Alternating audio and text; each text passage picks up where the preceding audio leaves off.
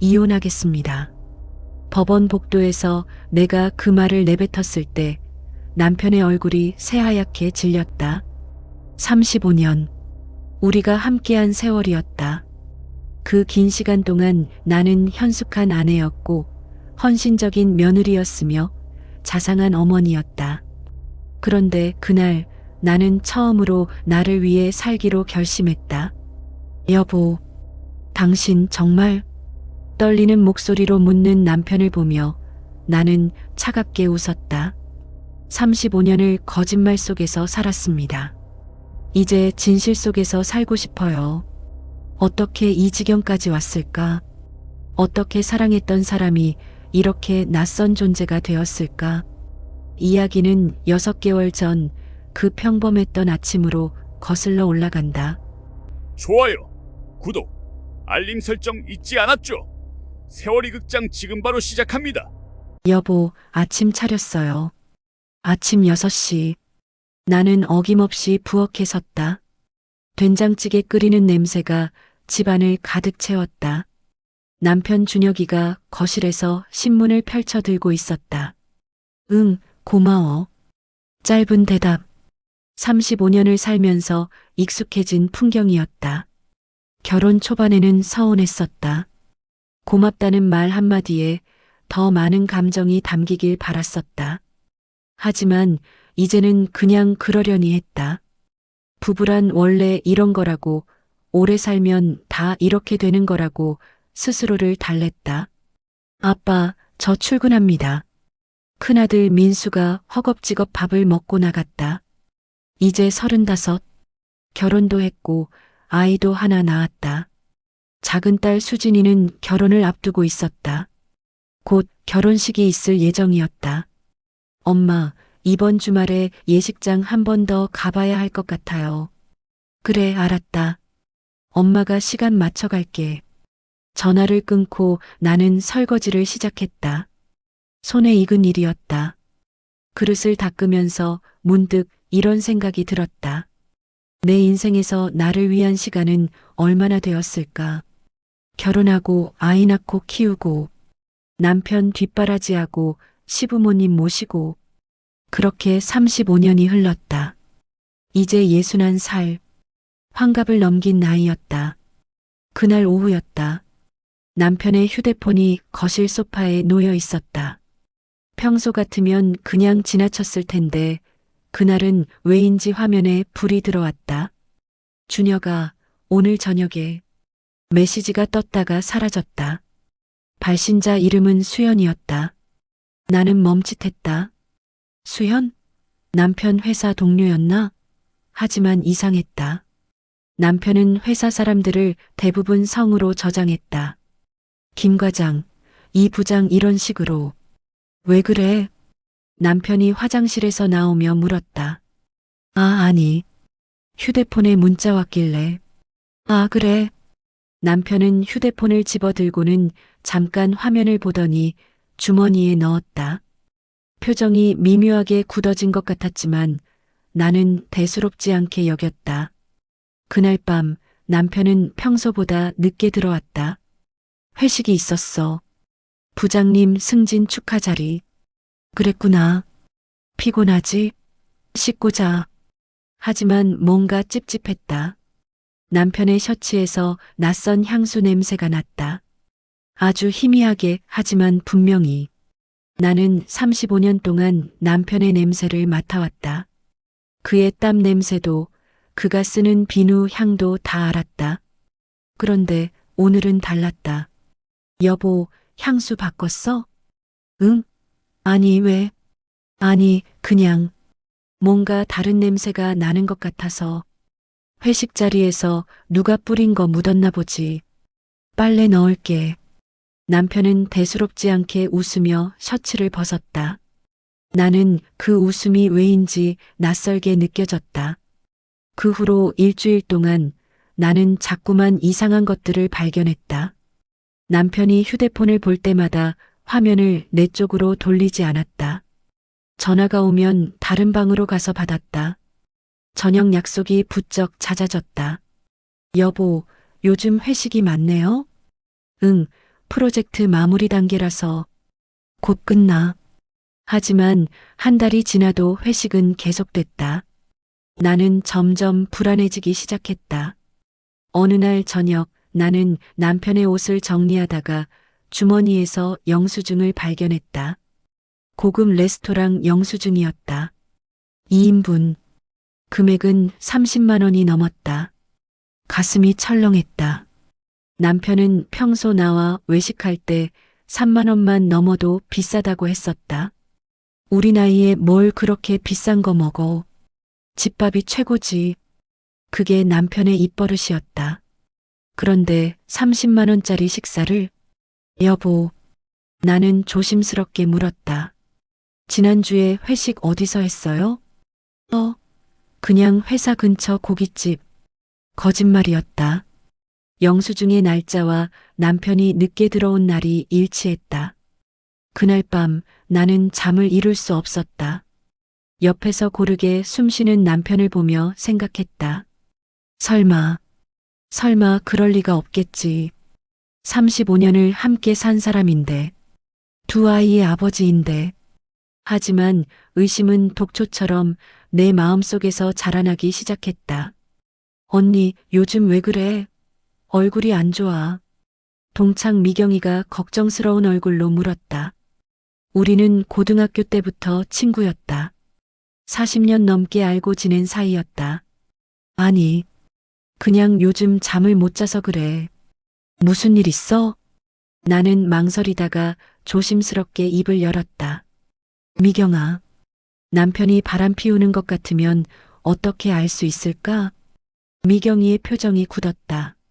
언니, 설마. 아니, 확실한 건 아니고. 그냥 좀 이상해서. 나는 그동안 발견한 것들을 하나하나 털어놓았다. 문자 메시지, 낯선 향수 냄새, 잦아진 회식, 그리고 30만 원짜리 영수증까지. 미경이는 한참을 듣더니 한숨을 쉬었다. 언니, 솔직히 말할게. 내 경험상 그런 징후가 보이면 10중 8구 맞아. 가슴이 철렁 내려앉았다. 미경이 너도? 응. 나도 5년 전에 겪었어. 그때 내가 언니한테 말 못했잖아. 창피해서. 미경이는 쓸쓸하게 웃었다. 근데 있잖아, 언니.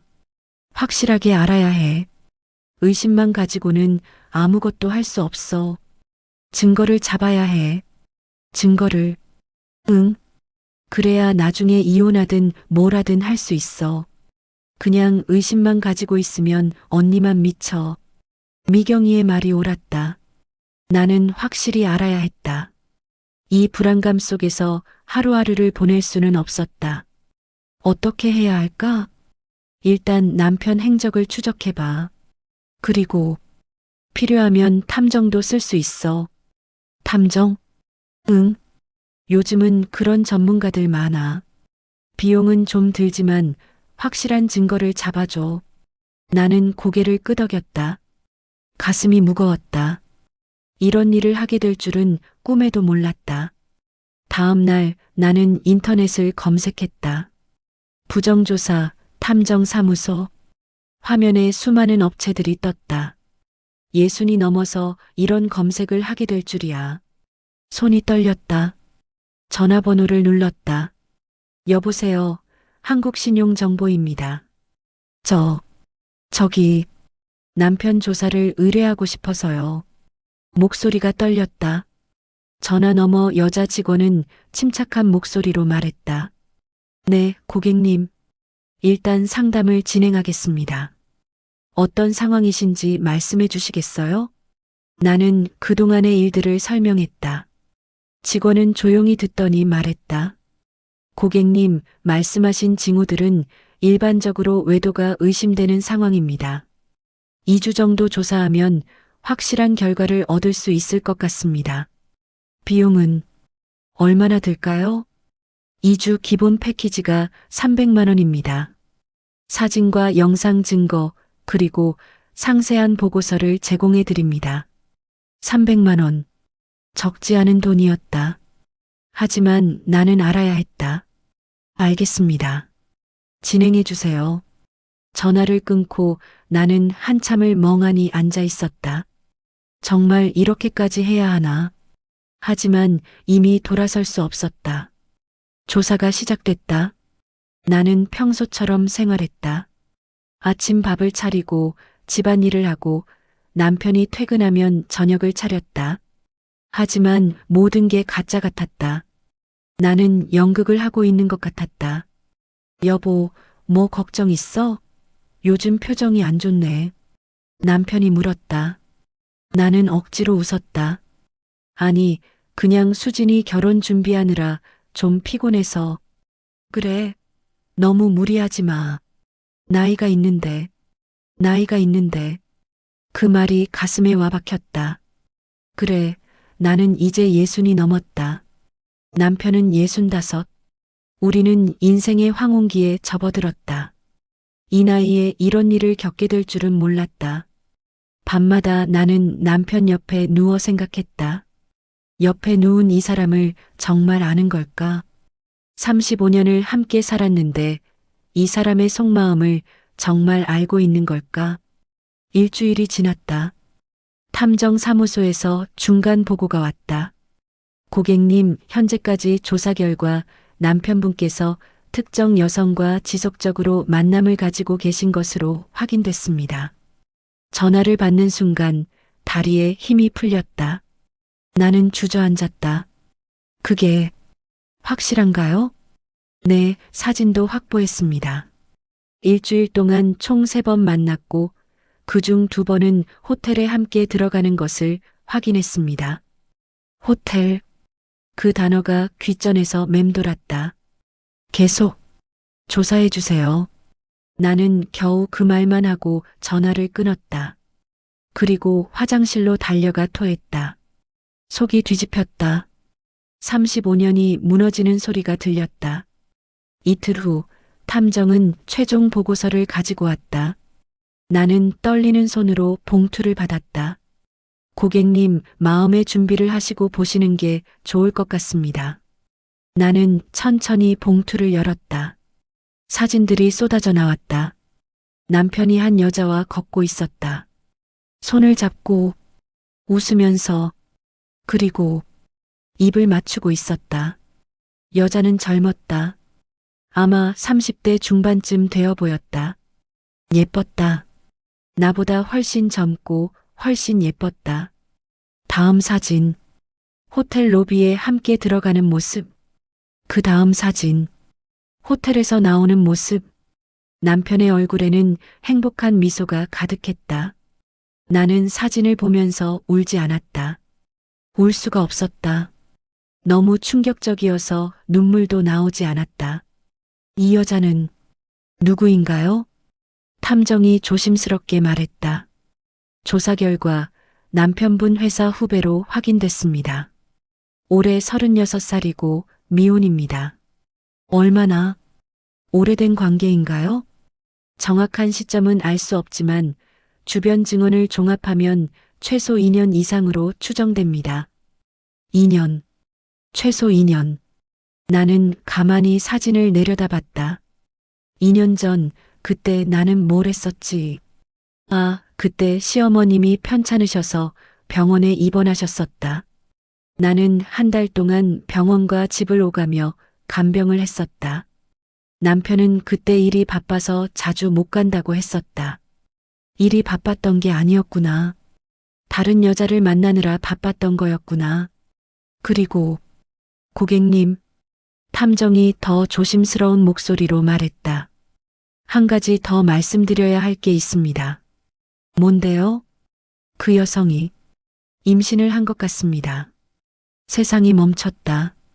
뭐라고요? 어제 2분이 산부인과에 함께 들어가는 것을 확인했습니다. 나올 때 남편분이 여성의 배를 어루만지는 모습도 포착됐습니다. 사진을 한 장 더 건넸다. 남편이 그 여자의 배에 손을 얹고 있었다. 부드러운 미소를 지으며 나는 그 자리에서 울음을 터뜨렸다. 온몸이 떨렸다. 가슴이 찢어지는 것 같았다. 탐정이 간 후 나는 혼자 거실에 앉아 있었다. 사진들이 바닥에 흩어져 있었다. 남편과 그 여자의 행복한 모습들, 그리고 그 여자의 배에 손을 얹은 남편의 모습. 35년. 내가 이 남자에게 바친 시간이었다. 26에 결혼해서 61까지. 내 청춘을, 내 젊음을, 내 인생을 이 남자에게 다 주었다. 두 아이를 낳았다. 밤새 아이들 돌보며 잠 못 자던 날들. 아이가 아프면 남편 대신 병원에 데려가던 날들.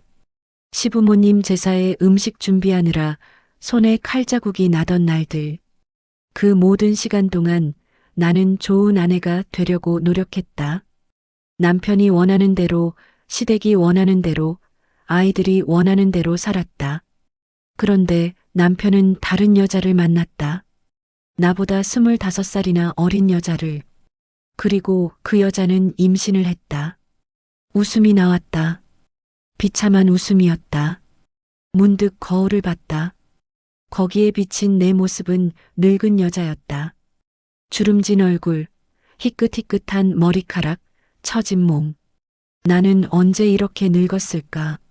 남편은 나를 떠나는 걸까? 그 젊은 여자에게 가는 걸까? 그리고 새 아이를 키우는 걸까?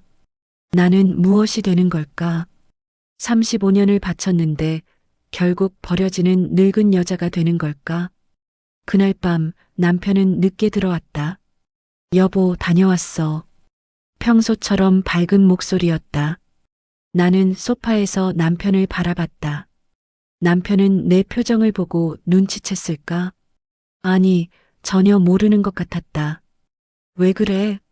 얼굴이 안 좋네. 괜찮아요. 좀 피곤해서. 그래. 그럼 일찍 자. 나는 좀 씻고. 남편이 화장실로 들어갔다. 샤워하는 소리가 들렸다.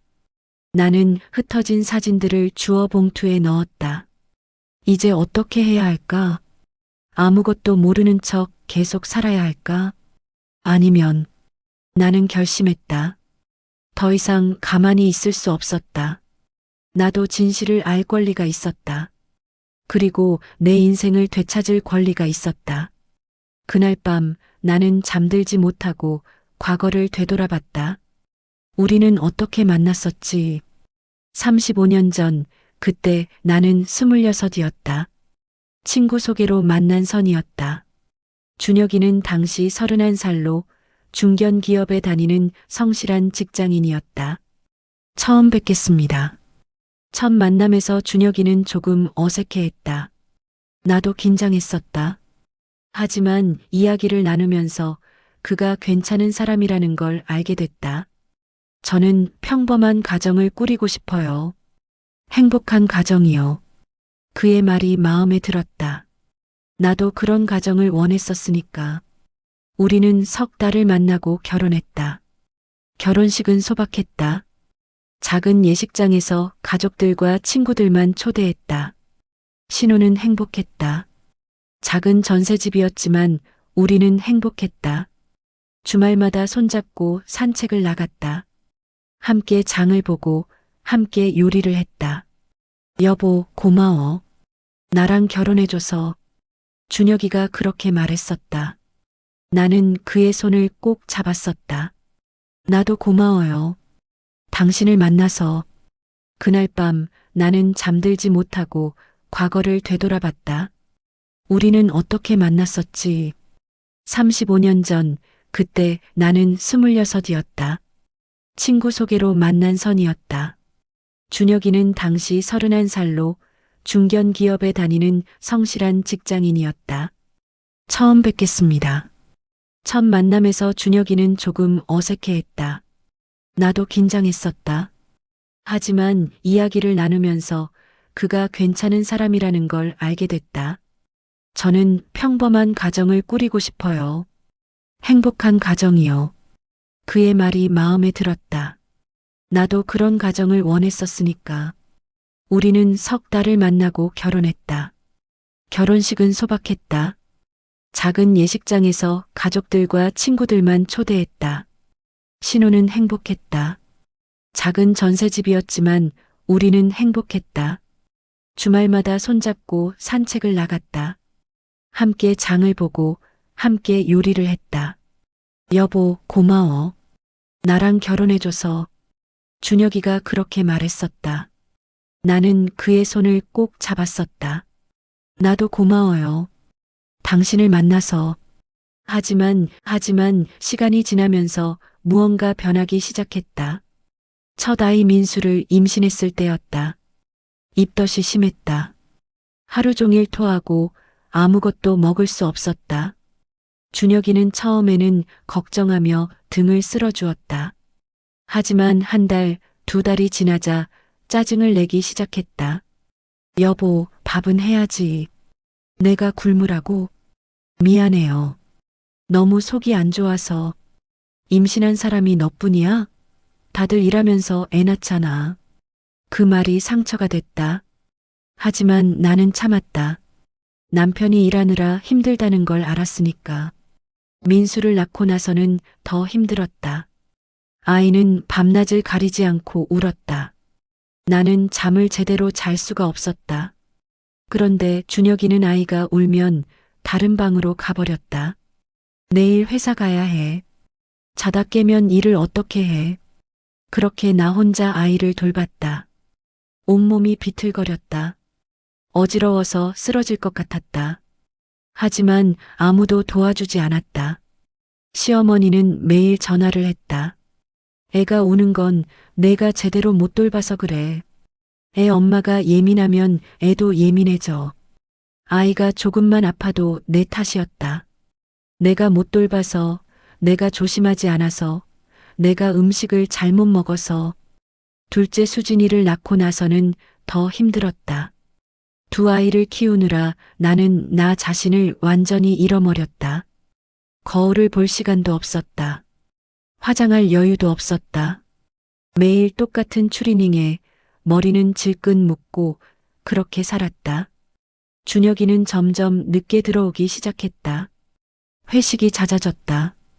주말에도 골프가 있다고, 거래처 사람들 만나야 한다고 집을 비웠다. 여보, 우리 가족끼리 여행이라도 갈까요? 아이들도 좋아할 것 같은데.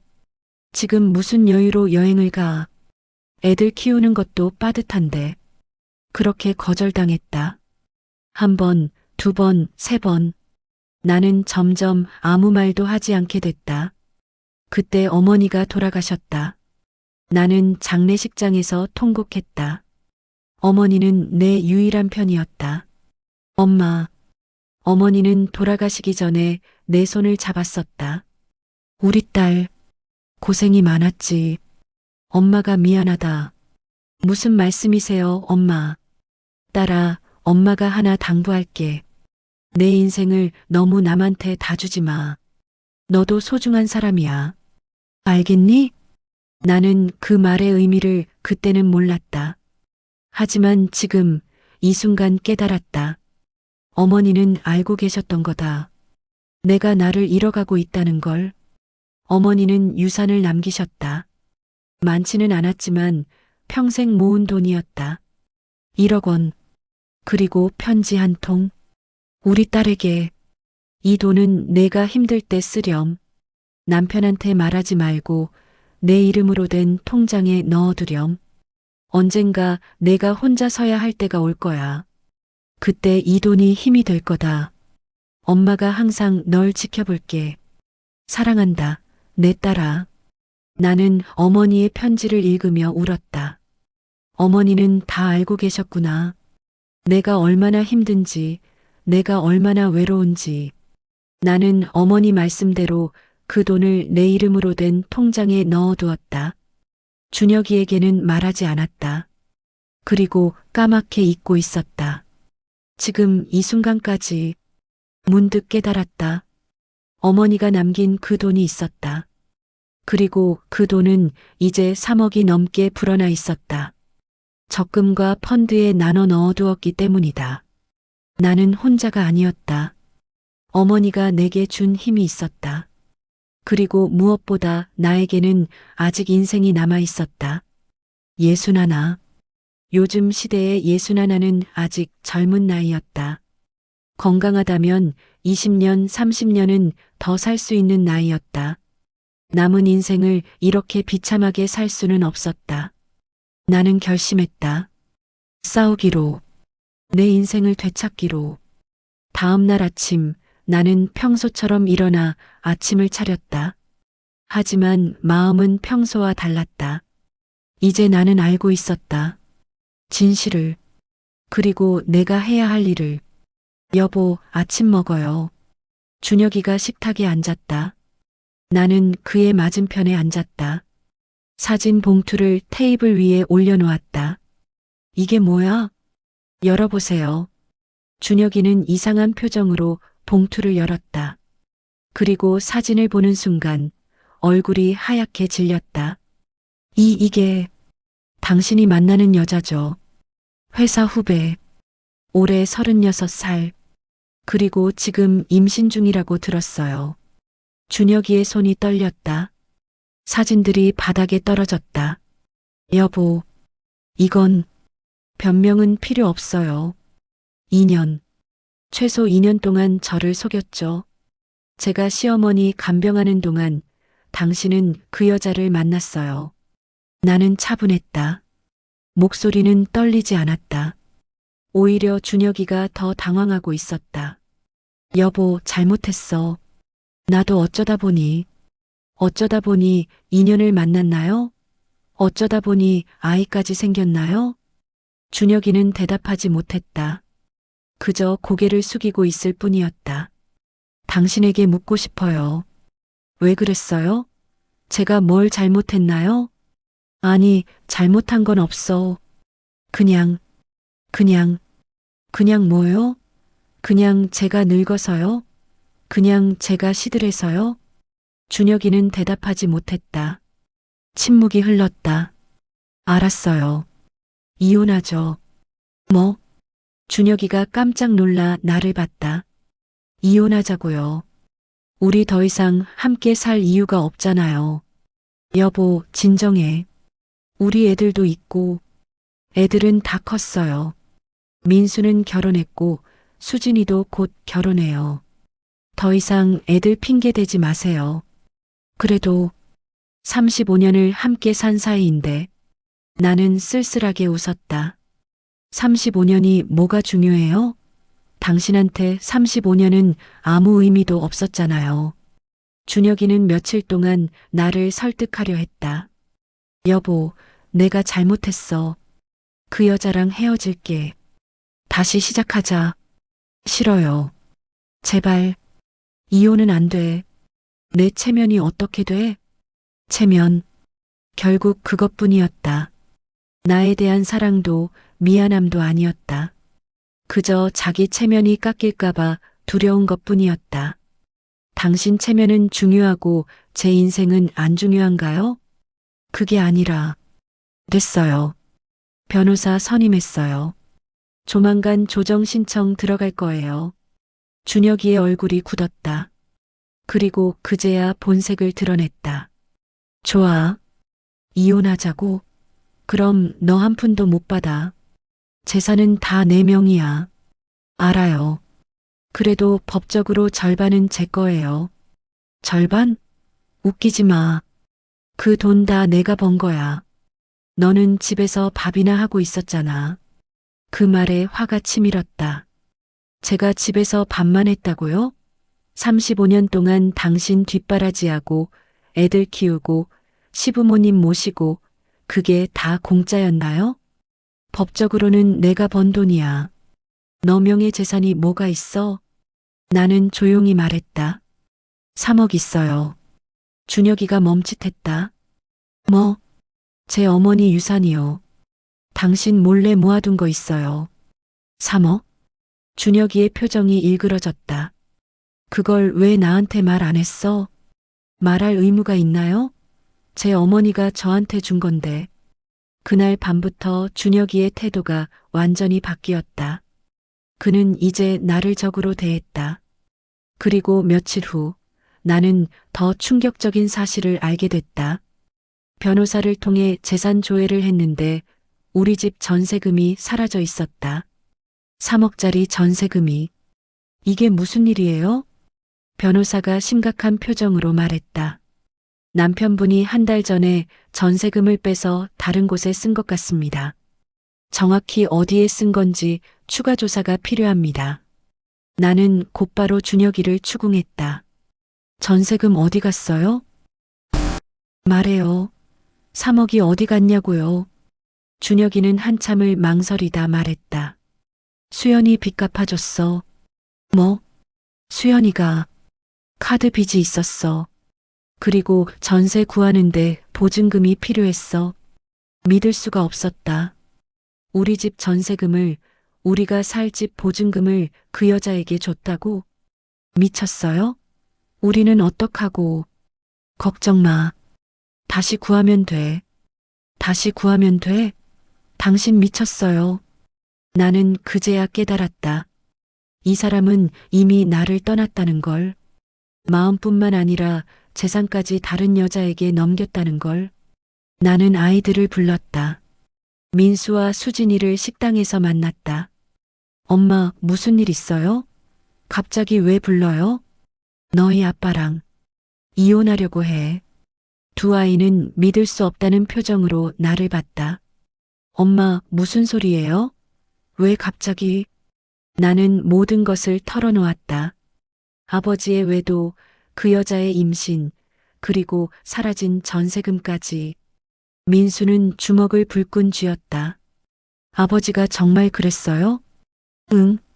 믿을 수가 없네. 어떻게 엄마한테 그럴 수가 있어요? 수진이는 울고 있었다. 엄마, 나 다음 달에 결혼식인데. 이럴 때 이혼하면 어떡해요? 그 말에 가슴이 아팠다. 하지만 나는 단호했다. 수진아, 미안해. 하지만 엄마도 내 인생이 있어. 너희 결혼식 끝나고 이혼할게. 그때까지는 참을게. 엄마. 민수가 내 손을 잡았다. 엄마, 우리가 도울 수 있는 거 있어요? 변호사 비용이라도. 아니, 괜찮아. 엄마가 다 준비했어. 너희는 그냥 엄마 편에 서줘. 그것만으로도 충분해. 당연하죠. 우리는 엄마 편이에요. 아이들의 지지가 힘이 됐다. 나는 혼자가 아니었다. 그날 밤 나는 어머니 사진 앞에 앉았다. 엄마, 제가 해낼 수 있을까요? 사진 속 어머니는 웃고 계셨다. 그 미소를 보며 나는 용기를 냈다. 제가 해볼게요. 제 인생, 제가 되찾을게요. 조정은 실패했다. 준혁이는 끝까지 재산을 나눠주지 않겠다고 버텼다. 결국 우리는 법정으로 갔다. 재판 당일 나는 새 옷을 입었다. 오랜만에 미용실도 갔다. 머리를 자르고 염색도 했다. 거울을 보니 조금 달라진 내 모습이 보였다. 법정에 들어섰다. 준혁이가 저쪽에 앉아 있었다. 그 옆에는 그의 변호사가 있었다. 재판이 시작됐다. 준혁이 측 변호사가 말했다. 원고는 35년간 가정주부로서 경제활동을 하지 않았습니다. 모든 재산은 피고가 직접 노동하여 모은 것입니다. 따라서 재산분할 비율을 30%로 제한할 것을 요청합니다. 30%? 35년을 함께 살았는데 30%라니. 우리 변호사가 반박했다. 피고는 35년간 원고의 헌신적인 내조 덕분에 경제활동에 전념할 수 있었습니다. 또한 두 자녀 양육과 시부모 봉양까지 전적으로 원고가 담당했습니다. 이는 명백히 재산 형성에 기여한 것입니다. 재판은 길어졌다. 여러 번의 심리 끝에 드디어 판결이 나왔다. 재산분할 비율은 50%로 한다. 또한 피고가 원고 동의 없이 인출한 전세금 3억 원에 대해서도 원고에게 절반인 1억 5천만 원을 지급하라. 통쾌했다. 재판장의 말이 끝나자 나는 눈물이 났다. 기쁨의 눈물이었다. 하지만 재판이 끝난 후 더 큰 반전이 있었다. 준혁이의 후배 여자 수연이가 나를 찾아왔다. 잠깐 얘기 좀 할 수 있을까요? 나는 놀랐지만 만나기로 했다. 카페에서 그녀와 마주 앉았다. 무슨 일이에요? 수연이는 한참을 망설이다 입을 열었다. 죄송합니다. 정말, 정말 죄송해요. 저는 그분이 독신인 줄 알았어요. 아니, 알면서도 모른 척 했어요. 제가 나쁜 사람이에요. 수연이는 울고 있었다. 근데요, 사모님이 알아야 할 게 있어요. 뭔데요? 아기는 준혁 씨 아기가 아니에요. 뭐라고요? 저, 다른 남자친구가 있었어요. 준혁 씨는 그걸 몰라요. 저는 그냥 돈이 필요해서 준혁 씨를 이용했어요. 나는 말문이 막혔다. 그럼 전세금은 그것도 제 남자친구랑 쓰려고 받은 거예요. 저희 다음 달에 캐나다로 이민 갑니다. 믿을 수가 없었다. 준혁이는 나뿐만 아니라 그 여자한테도 속고 있었던 거였다. 왜? 이 말을 저한테 하는 거예요? 죄책감이요.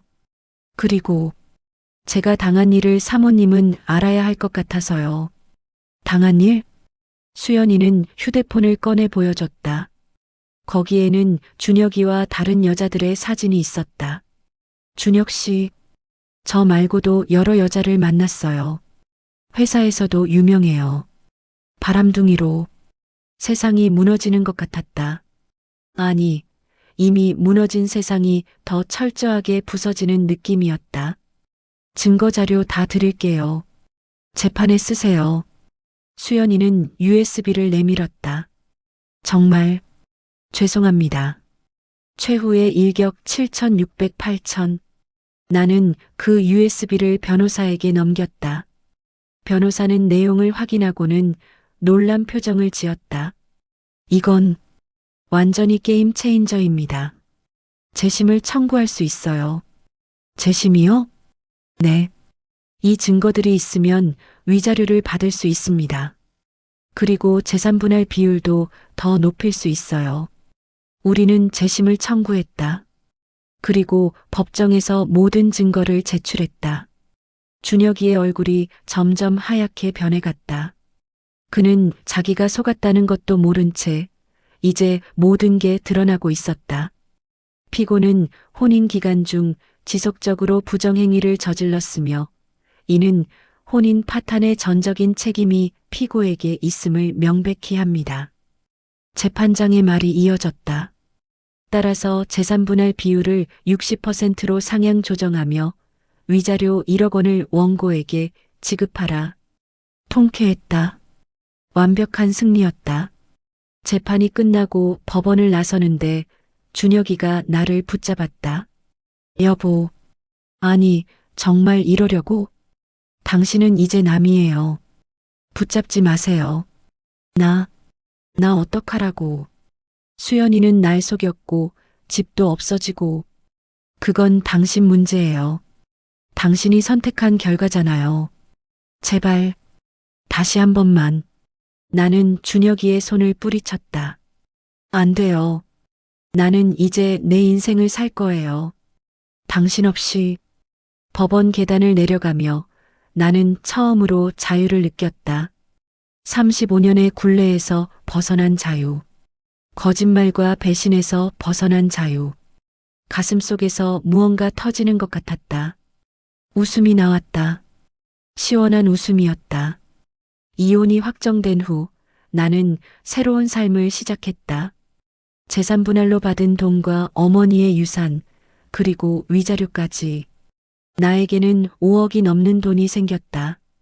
그 돈으로 작은 아파트를 샀다. 나만의 공간이었다. 처음으로 내 집이라는 걸 가졌다. 아무도 간섭하지 않는 오롯이 내 마음대로 꾸밀 수 있는 공간. 나는 집을 꾸미기 시작했다. 내가 좋아하는 색깔로, 내가 좋아하는 가구로. 거실 한쪽에는 책장을 놓았다. 그동안 읽고 싶었던 책들을 샀다. 침실에는 편안한 침대를 놓았다. 더 이상 남편 코 고는 소리에 잠을 깨지 않아도 됐다. 주방에는 내가 좋아하는 그릇들을 샀다.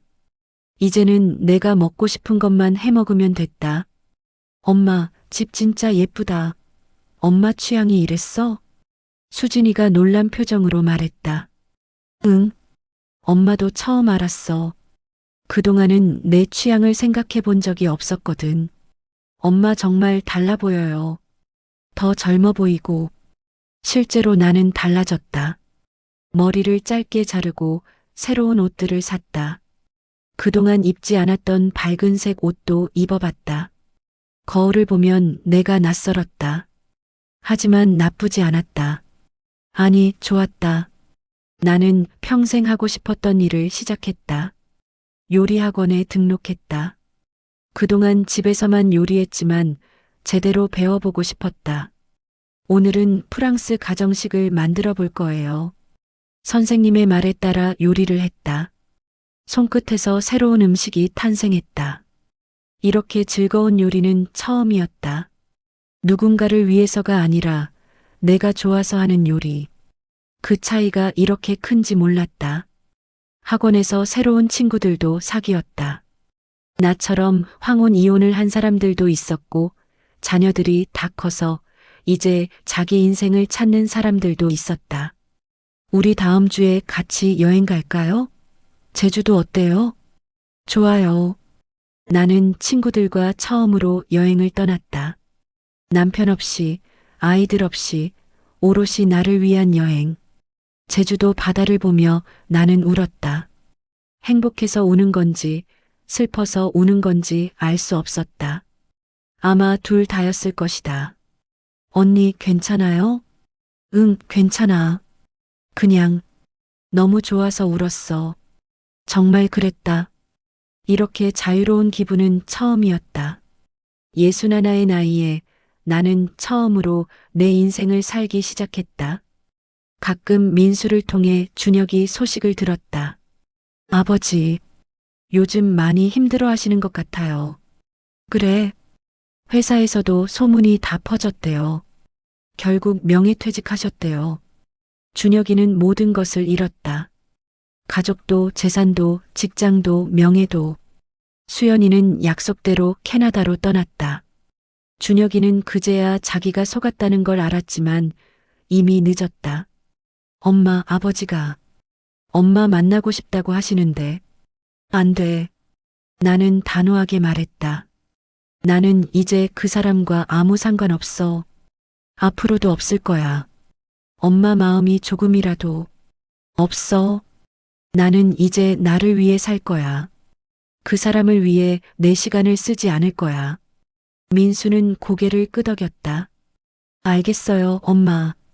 엄마가 행복하시면 저희도 행복해요. 고마워, 아들. 나는 준혁이를 용서할 수 없었다. 35년의 시간을 돌려받을 수도 없었다. 하지만 그것 때문에 남은 인생까지 불행할 수는 없었다. 1년이 흘렀다. 나는 요리 학원을 수료하고 작은 쿠킹 클래스를 시작했다. 내 집 거실에서 일주일에 2번 비슷한 나이대의 사람들에게 요리를 가르쳤다. 선생님, 오늘 배운 요리 정말 맛있어요. 감사합니다. 다음 주에는 이탈리아 요리를 해볼게요. 사람들을 가르치는 게 즐거웠다. 돈을 많이 버는 것은 아니었지만 행복했다. 어느 봄날 나는 어머니 산소를 찾았다. 손에는 어머니가 좋아하시던 하얀 국화를 들고 엄마 잘 지내시죠? 산소 앞에 앉아 나는 조용히 말을 이었다. 엄마가 주신 유산 덕분에 저 이혼했어요. 그리고 이제 제 인생을 살고 있어요. 바람이 불었다. 따뜻한 봄바람이었다. 처음에는 무서웠어요. 60이 넘어서 혼자 산다는 게. 하지만 지금은 괜찮아요. 아니, 행복해요. 눈물이 났다. 하지만 슬픈 눈물은 아니었다. 엄마, 저 이제 알겠어요. 엄마가 왜 그 돈을 남기셨는지. 엄마가 제게 주고 싶었던 게 돈이 아니라 자유였죠. 스스로 설 수 있는 힘이었죠. 나는 어머니께 고개를 숙였다. 고맙습니다, 엄마. 사랑합니다. 산소를 내려오는 길, 나는 하늘을 올려다봤다. 파란 하늘에 하얀 구름이 떠 있었다. 새들이 자유롭게 날아다니고 있었다. 나도 저렇게 자유로워졌다. 35년의 굴레에서 벗어나 이제는 내가 원하는 대로 내가 가고 싶은 곳으로 갈 수 있게 됐다. 집으로 돌아오는 길 나는 카페에 들렀다. 혼자 앉아 커피를 마셨다. 창밖을 내다보며 생각했다. 내 인생이 끝난 것이 아니었다. 오히려 이제부터가 진짜 시작이었다. 61. 아직 젊은 나이였다. 건강하게 20년, 30년을 더 살 수 있는 나이였다. 그 시간을 나는 나를 위해 쓸 것이다. 더 이상 누군가의 아내로, 누군가의 엄마로, 누군가의 며느리로 살지 않을 것이다. 나는 그냥 나로 살 것이다. 혼자세요? 옆 테이블에 앉은 남자가 조심스럽게 물었다. 비슷한 나이대의 남자였다. 온화한 미소를 짓고 있었다. 네. 저도 혼자인데. 혹시 괜찮으시다면 같이 차 한잔 하실래요? 나는 잠시 망설였다. 예전의 나였다면 손사래를 쳤을 것이다. 하지만 지금의 나는 달랐다. 좋아요. 남자는 자리를 옮겨 내 맞은편에 앉았다. 저는 김영수라고 합니다. 3년 전에 아내와 사별했어요. 저는 박정희예요. 작년에 이혼했고요. 우리는 이야기를 나눴다. 그는 은퇴한 교사였다. 아이들을 가르치다가 은퇴 후에는 봉사활동을 하고 있다고 했다. 요즘은 뭐 하세요? 요리를 가르쳐요. 집에서 작은 클래스를 열었어요. 와, 멋지네요. 저도 요리 배우고 싶은데. 우리는 웃었다. 편안한 웃음이었다. 전화번호를 교환하고 헤어지면서 나는 기분이 좋았다. 새로운 인연이 시작될 수도 아닐 수도 있었다. 하지만 그게 중요한 게 아니었다. 중요한 건 내가 누군가를 만날 자유가 있다는 것. 내가 선택할 자유가 있다는 것. 집으로 돌아와 거울을 봤다. 거기에 비친 내 모습은 예전과 달랐다. 주름은 여전했고 머리카락도 희끗희끗했다. 하지만 눈빛이 달랐다. 살아있는 눈빛이었다. 빛나는 눈빛이었다. 박정희, 수고했어. 잘 견뎠어.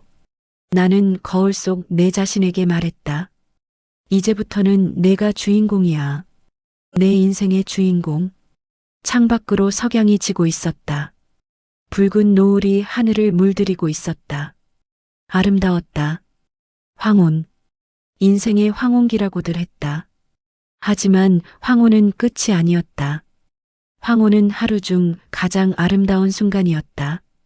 나는 이제 내 인생의 가장 아름다운 순간을 맞이하고 있었다. 베란다에 나가 노을을 바라보며 나는 깊이 숨을 들이마셨다. 자유의 공기를 들이마셨다. 고맙습니다. 누구에게 하는 말인지 알 수 없었다. 어머니에게, 나 자신에게, 아니면 이 모든 시련을 겪게 해준 운명에게, 어쩌면 모두에게 하는 말이었을 것이다. 35년의 거짓말과 배신 속에서 살았지만 그 끝에서 나는 진짜 나를 찾았다. 통쾌한 복수를 했지만 그보다 더 중요한 것을 얻었다. 바로 내 자신을. 이제 시작이야.